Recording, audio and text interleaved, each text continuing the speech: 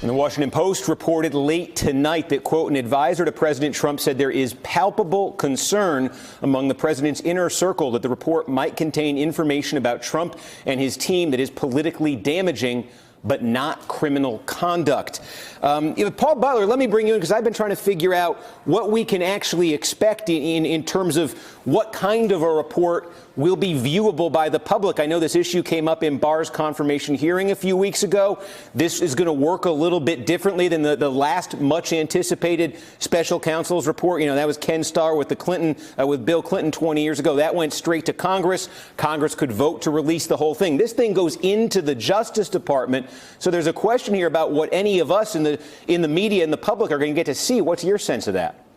Yeah, so the president actually said something today in a press conference that was true. When asked, should the report be released, he says it's up to William Barr. So this is a man who has a huge amount of power. This is the most consequential investigation, criminal investigation, national security investigation in American history. How much do the American people get to know about what Mueller has been doing this past 2 years? So during his confirmation hearings, what Barr said wasn't confidence inspiring. You know, there's a theory that confirmation hearing was a audition for Mueller, for Barr to be in this position, and he's going to do the right thing, which I think would be consistent with grand jury secrecy, allowing as much of the evidence to be transparent, to be, given the light of day as possible. Also, Michelle, speaking of that reporting from the Washington Post tonight, the White House maybe, wondering what about political damage potentially from this report. They're reporting saying political damage, but nothing criminal.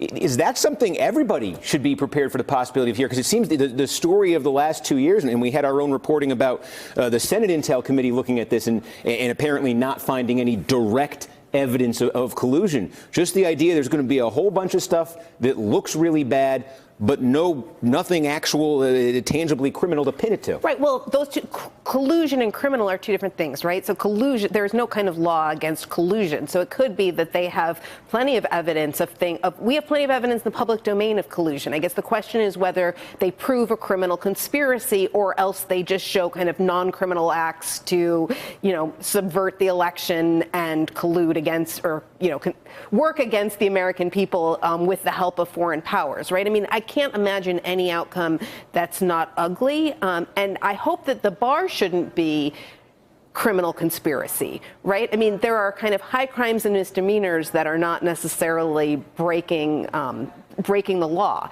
And so if the report shows that they both worked, kind of actively welcomed the help of Russia in helping Donald Trump to get elected, then provided Russia with all sorts of things that it wanted, including the relaxation of sanctions, and that they then kind of tried to cover it up. And I can't imagine how, there's evidence in the public domain of all those things. That should be enough. Well, that's the question. A good example of this that is in the public domain is the Trump Tower meeting. Right. The email comes in. This is part of the Russian government's effort to help the campaign. Do you want the meeting? Okay, let's have the meeting.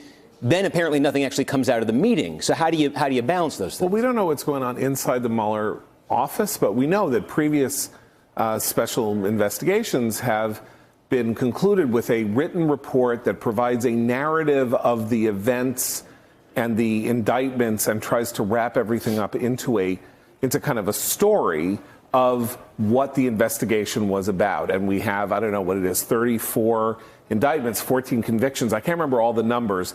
And we've got Manafort, we've got Roger Stone now, we've got, Papadopoulos, we've got Flynn, we've got so-and-so. And so he could be writing an account that says there was all this smoke and there was all this stuff and all these people around Trump did all these things that were weird and bad and in some cases criminal.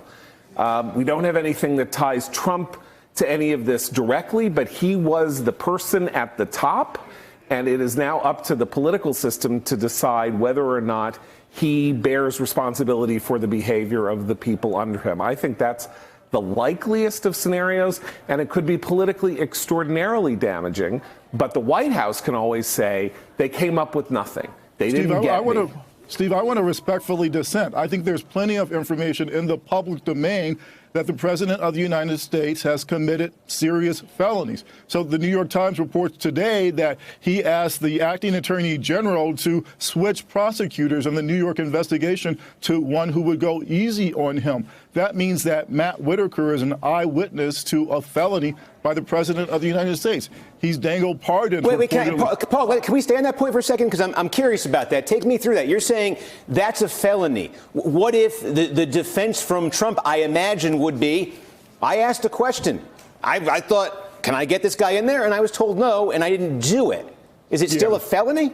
Yes, it is. So if you try to corruptly, with a corrupt motive, impede an official investigation, you are guilty of the 5 or 10-year felony of obstruction. You don't actually have to accomplish it. You just have to try. And the issue with Trump is always, well, how do you prove a corrupt intent? How do you prove that motive? But we know, again, he's dangled pardons in front of Roger Stone and Paul Manafort. He's said mean things, intimidating things about Michael Cohen and his family. So there comes a time when the evidence is so cumulative that it becomes obvious. Well, it can be, but it can also be not. In other words, if you don't have anything but a series of presumptions that he wanted to do this for corrupt intent, he was literally dangling pardons as opposed to saying things. As I say, Mueller can say everything leads to some of these ideas, but we don't have the binding glue that will lead to, indictable offenses. And that actually is really the bailiwick of the House and its investigations into impeachment. If Mueller provides enough information, that can be used by the, by the House Judiciary Committee to look into obstruction charges. But I don't think, from what we know about what Mueller is doing, if he's stopping next week, that we should be expecting him to say Donald Trump committed 5 felonies. I mean, it doesn't feel that way. It seems like if he had that, he could have announced it a month ago. And I guess that's the other thing. We've been saying this all along with this investigation. There's this stuff that emerges in the press and gets us all talking about one thing. We've seen a bunch of times how then there's some kind of action from Mueller that gets us talking about something else. If this report does come out in the next week or two, maybe we will go through that even potentially on a bigger scale. Thank you, though. To John Podhoretz, Michelle Goldberg, Paul Butler, Ambassador Michael McFaul. Hey there, I'm Chris Hayes from MSNBC. Thanks for watching MSNBC on YouTube. If you want to keep up to date with the videos we're putting out, you can click subscribe just below me or click over on this list to see lots of other great videos.